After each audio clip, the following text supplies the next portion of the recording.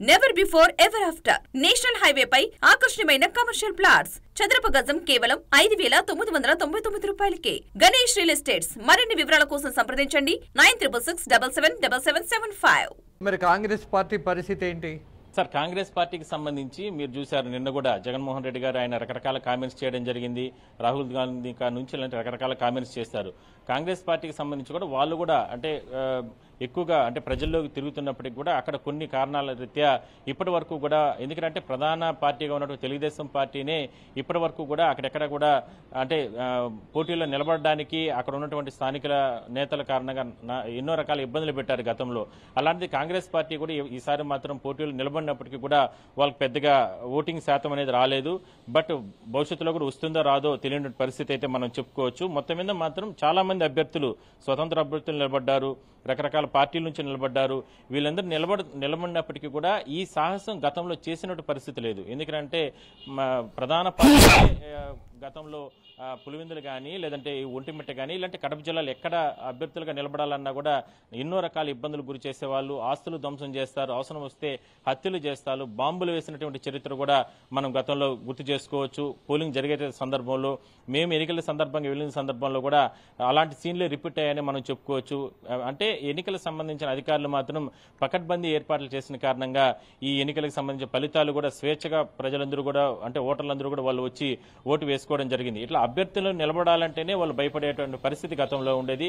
అలాంటి ఈసారి మాత్రం కాస్త వెసులుబాటు కల్పించారు. అందువల్లనే కాంగ్రెస్ పార్టీ కావచ్చు, రకరకాల మిగిలిన పార్టీలు, స్వతంత్ర పార్టీలు ఇవన్నీ కూడా వాళ్ళ అభ్యర్థులు నిలబెట్టుకోవడం జరిగింది. అయినప్పటికీ వాళ్ళకు అంటే తక్కువ శాతంలోనే వాళ్ళకు ఓటింగ్ శాతం అనేది రావడం జరిగింది. మొత్తం మీద మాత్రం ఈ రెండు తెలుగుదేశం పార్టీ కావచ్చు లేదంటే వైసీపీకి సంబంధించినటువంటి ఈ రెండు పార్టీలు ప్రధాన పార్టీలు కాబట్టి అక్కడ వీళ్ళకే ఎక్కువగా, ఎందుకంటే ఆల్రెడీ బీజేపీ, జనసేన వీళ్ళకు తెలుగుదేశంకే మద్దతు ఇస్తారు. ఆ మద్దతు కూడా ఈసారి ఎంతో సత్ఫలితాలు ఇచ్చిందని మనం చెప్పుకోవచ్చు. పులివెందులకు సంబంధించి అంటే అసలు ఎలక్షన్స్ ఆ రోజు కూడా అంటే ఎలక్షన్స్ జరిగే సందర్భంలో కూడా ఉదయం నుంచి కూడా ఎంతో ఉత్కంఠ, ఒక ఎస్పీ, ఒక డీఐజీ స్థాయి అధికారులు వీళ్ళందరూ కూడా పకడ్బందీగా అక్కడ ఏర్పాట్లు చేసినప్పటికీ కూడా ఒక చిన్న ప్రాంతాన్ని, ఒక చిన్న గ్రామాన్ని, అంటే దాదాపుగా ఒక 12-13 పంచాయతీలు ఉన్నటువంటి ప్రాంతాన్ని ఎన్నికలు నిర్వహించడానికి దాదాపుగా 1000 మంది పోలీసులు పైగా కూడా ఏర్పాటు చేయడం జరిగింది సార్. ఒక డీఐజీ స్థాయి అధికారి అక్కడే కూర్చుని రాత్రింబవళ్లు కూడా ఆ వారం రోజుల నుంచి కూడా ఎన్నికలు నిర్వహించడానికి ప్రయత్నాలు చేశారు. అంటే ఒకానొక దశలో చాలా ప్రాంతాల్లో ఒక ఉధృతలు చోటు చేసుకోవడం, ఒక నానా రకాలుగా ఇబ్బందులు గురి చేసి ఏదో ఒక రకంగా పులివెందుల ఖచ్చితంగా వైసీపీ గెలుచుకోవాలని వాళ్ళు అక్రమాలు చేయడం, నానా రకాల ఇబ్బందులు పెట్టడం, పోలింగ్ బూతుల్లోకి వెళ్లి ఏజెంట్లని కొట్టడం, ఇలాంటి ఏజెంట్ని ఇబ్బందులు పెట్టే ప్రయత్నం చేయడం, ఇవన్నీ కూడా చేయడం జరిగింది. కానీ వాటన్నిటిని కూడా అధికారులు అడ్డుకోవడం జరిగింది. అంటే ఎక్కడ కూడా ఇష్యూస్ లేకుండా ప్రజలకు సంబంధించి స్వేచ్ఛను కల్పించిన కారణంగానే ఇవాళ తెలుగుదేశం పార్టీకి సంబంధించిన అభ్యర్థి అత్యంత ఘన విజయం సాధించింది. 6,732 ఓట్లు అంటే దాదాపుగా 5,000కు పైగా కూడా మెజార్టీ వచ్చింది సార్. ఇది నిజంగా తెలుగుదేశం పార్టీకి అనుకోవచ్చు. అదేవిధంగానే అక్కడ స్థానిక ప్రజలకి ఎక్కువగా వాళ్ళకు ఒక మంచి శుభవారంగా చెప్పుకోవచ్చు మనం. ఎందుకంటే ఇప్పటి వరకు కూడా ఓటు వేసుకున్నటువంటి వాళ్ళ ప్రజలు కూడా నేరుగా వెళ్ళి ఓటులో పాల్గొన్నారు. వాళ్ళకి ఇష్టమైనటువంటి అభ్యర్థిని గెలిపించుకునే ప్రయత్నం చేశారు. ఈ ప్రభావం జిల్లా వ్యాప్తంగా ఉండే అవకాశం అయితే ఉంది. ఎందుకంటే ఇందాక శ్రీనివాసులు గారు కూడా మాట్లాడుతూ, అదేవిధంగా బీటెక్ రవి గారు కూడా సార్. ఎస్ గోపీనాథ్, మీరు మెన్షన్ చేసినట్టుగా ఇవాళ ఎన్నికల సంఘానికి ఈ క్రెడిట్ దక్కుతుంది. కారణం ఏంటంటే చేసినటువంటి ఏర్పాట్లలో మీరే చెప్పినట్టుగా బాంబుల సంస్కృతి ఉన్న వాళ్ళందరినీ బైండ్ ఓవర్ కేసులో వాళ్ళని ఆపేశారు. అలాగే రౌడీ షీటర్స్ను, అలాగే హత్యా నేరాలలో ఉన్నటువంటి వాళ్ళను, వీళ్ళందరినీ సంఘ వ్యతిరేక శక్తులుగా ఎవరైతే ఉన్నారో ఈ ఎన్నికలు జరిగినటువంటి ప్రాంతంలో చుట్టుపక్కల వాళ్ళను కూడా పూర్తిగా బైండ్ ఓవర్ కేసులతో ఆపేశారు. ఆ పరిస్థితి ఏదో, ఆ పరిణామం ఏంటో, ఆ ఫలితం ఏంటో చూసాం. అట్ ద సేమ్ టైం మరొక విషయాన్ని కూడా మనం గుర్తు చేసుకోవాలి. ఎంత చేసినా సరే ఎన్నికల సంఘానికి సంబంధించిన ఏర్పాట్లు ఎలా చేసినా, వాళ్ళ ఆదేశాలను పోలీసు అధికారులు తూచా తప్పకుండా నడుచుకున్నా కూడా స్థానిక ఎన్నికలలో చాలా చోట్ల గతంలో కొన్ని పొరపాట్లు జరిగాయి, కొన్ని దాడులు జరిగాయి. ఓటింగ్కి కనీసం రావటం తర్వాత సంగతి, నామినేషన్ వేయాలంటే అభ్యర్థి భయపడినట్టుగా మనం ఆ రోజు గమనించాం. ఇక ఇవాళ ఉన్నటువంటి పరిస్థితుల్లో 11 మంది ఇవాళ ఎన్నికలలో పోటీ చేయడానికి, దట్టు చిన్న ఎన్నికది, కేవలం జెడ్పీటీసీ. కానీ సాహసించి 11 మంది నామినేషన్లు వేయగలిగారు. వేస్తున్నప్పుడు ఎక్కడ ఒక డిస్టర్బెన్సు, ఒక దాడి, ఒక నిరోధించటం, ఎక్కడ బెదిరింపులు బహిరంగంగా మాత్రం జరగల. ఏమే రైట్ గోపి? ఇందులో బాంబులు వేస్తారు. ఈ రకమైనటువంటి భయంతోనే, ఈ రకమైనటువంటి ఒక అభద్రతా భావంతోనే ప్రజలు ఎవరు కూడా, అక్కడ అభ్యర్థులు ఎవరు కూడా, అది ఏ పార్టీ అయినా కూడా సరే ముందుకు రాలేదు ఇప్పటి వరకు కూడా. కానీ ఇవాళ ఎన్నికల సంఘం మాత్రం ఇచ్చినటువంటి ఆదేశాలు చాలా క్లారిటీగా ఇచ్చింది. ఎట్టి పరిస్థితుల్లో కూడా పులివెందుల్లో ఎన్నికలు సజావుగా జరిపించాలి, ఒంటిమిట్టలో సజావుగా జరిపించాలి. భవిష్యత్తులో ఇది ఒక గుణపాఠం.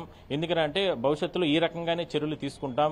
ఎన్నికల అధికారులు చిన్న చిన్న పొరపాట్లు జరిగిన ఎట్టి పరిస్థితుల్లో కూడా కఠిన చర్యలు తీసుకుంటాం. గోపి, ఒక్క విషయం, గత ఎన్నికలకు ముందు, ఐ మీన్ జగన్మోహన్ రెడ్డి ముఖ్యమంత్రి కాబోయే ముందు జరిగినటువంటి ఒక హత్య, బాబాయ్ హత్య, వివేకానంద రెడ్డి హత్య కేసు, ఆ రోజు ఉన్నటువంటి ఎన్నికలలో జగన్మోహన్ రెడ్డి గెలవడానికి కొంత ఉపయోగపడింది అని భావించారు. ఎట్ ద సేమ్ టైం ఈ 5 సంవత్సరాలు అలాగే సునీతారెడ్డి కన్నీళ్లు కూడా ఇవాళ ఇక్కడ ఈ జెడ్పీటీసీ ఎన్నికలలో ప్రభావం చూయించాయని భావించే దశ ఉన్నది అని స్థానికంగా కూడా చాలా మంది అంటున్నటువంటి విషయం. ఆ సమాచారం ఉంది. Can you confirm it? ఈ ప్రభావం ఉన్నదా?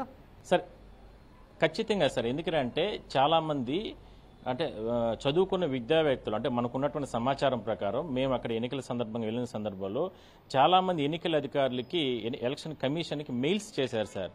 ఎందుకంటే వివేకానంద రెడ్డి హత్య తర్వాత మేము, అంటే తర్వాత వచ్చినటువంటి ఎలక్షన్స్ కాబట్టి ఇవి, మేము సజావుగా ఓటు హక్కు వేసుకోవాలంటే మాకు పూర్తి స్వేచ్ఛ అవకాశం కల్పించండి, మాకు ఇష్టమైనటువంటి అభ్యర్థిని మేము గెలిపించుకుంటామన్నట్టు మెయిల్స్ ఇవ్వడం కానీ, అంటే రకరకాలుగా ఫోన్స్ చేయడం కానీ, లేదంటే టోల్ ఫ్రీ నెంబర్లకు, ఇవన్నీ కూడా ఎన్నికల సంఘం పరిశీలన చేసింది.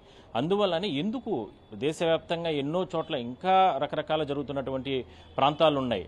అలాంటి ప్రాంతాల్లో కూడా ఎన్నికలు మనం సజావుగా నిర్వహిస్తున్నాం. మరి ఆంధ్రప్రదేశ్లో ఒక పులివెందుల్లో ఎందుకు, కడప జిల్లాలో ఎందుకు ఎన్నికలు అంటా ఉండగానే అభ్యర్థులకు ముందుకు రావడం లేదు? ఒకవేళ వచ్చిన వాళ్ళని రాత్రి కిడ్నాపులు చేస్తున్నారు, లేదంటే వాళ్ళ కుటుంబ సభ్యులపైన దాడులు చేస్తున్నారు, ఆస్తులు ధ్వంసం చేస్తున్నారు.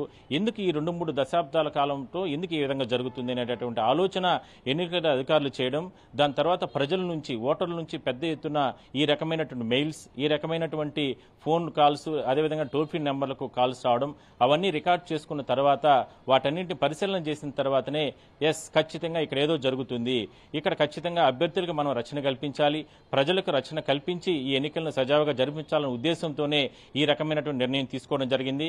అందువల్లనే పెద్ద ఎత్తున ఒక డీఏజీ స్థాయి అధికారిని అక్కడ ఏర్పాటు చేయడం, దాని తర్వాత ఎస్పీ స్థాయి అధికారులని, అడిషనల్ ఎస్పీ స్థాయి అధికారులని, దాదాపుగా 1000 మంది పోలీసుల భద్రతని కట్టుదిట్టం చేసి ఎన్నికల అధికారులందరికీ కూడా ఒకనొక దశలో గతంలో సార్ ఎన్నికల అధికారులు కూడా భయభ్రాంతులు గురి చేశారు. వాళ్ళు కూడా కిడ్నాపులు చేసిన దాఖలాలు కూడా ఉన్నాయి గతంలో. ఇలాంటి పంచాయతీ ఎలక్షన్స్ కానీ, ఇలాంటి అంటే ఏదైనా సరే అసెంబ్లీ ఎలక్షన్స్ లో కూడా ఆ పరిస్థితి లేకుండా ఇక్కడి నుంచే బీజం వేద్దాం, ఇక్కడి నుంచే ఈ ఎన్నికల నుంచే మనం ఎన్నికల అధికారులుగా ప్రూవ్ చేసుకున్నామంటూ కూడా వాళ్ళు కూడా ధైర్యం చెప్పి పోలీస్ అధికారులకి, అదేవిధంగా ఎన్నికల అధికారులు మీరు ఎవరు కూడా భయపడద్దండి, ఎన్నికల సంఘం అధికారులుగా మేము స్పష్టమైన ఆదేశాలు ఇచ్చారు కాబట్టి. Yes mister Gopi, thank you for your update sir. అలాగే కడప నుంచి మా ప్రతినిధి కృష్ణ లైన్లో ఉన్నారు. Yes Krishna sir, good afternoon sir. Yeah, good afternoon.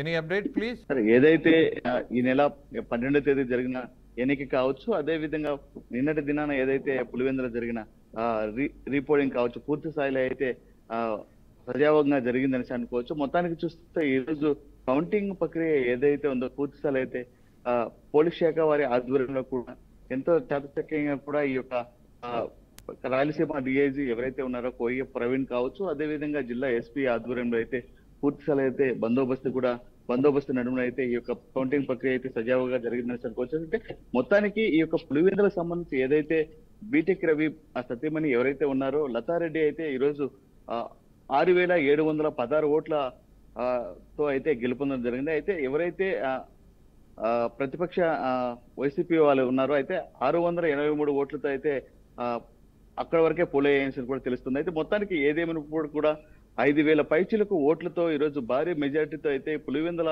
చరిత్రలో ఈరోజు తెలుగుదేశం పార్టీ జెండా అయితే ఏదైతే 30 సంవత్సరాల తర్వాత ఈ యొక్క తెలుగుదేశం జెండా ఏదైతే పులివెందుల గడ్డపైన ఎగరబోతుందని. ఎస్ కృష్ణ, మీరు అన్నట్టుగా జరిగినటువంటి ఎన్నికలలో ఇవాళ టీడీపీ 6735 ఓట్ల మెజారిటీ తోటి వైసీపీ క్యాండిడేట్ కేవలం 683 ఓట్లకే పరిమితమైనటువంటి దశలో పులివెందుల జెడ్పీటీసీ బైపోల్ టీడీపీ విజయం సాధించిందన్నటువంటి సమాచారం. ఇక ఒంటిమిట్ట మీద మీరు అప్డేట్ ఇద్దరు కానీ ఎనీహౌ ఇవాళ వైసీపీ మళ్ళీ కోర్టును ఆశ్రయించేటటువంటి పరిస్థితి ఉన్నదా లేదా అనేది ఆ పార్టీ నిర్ణయానికి సంబంధించింది.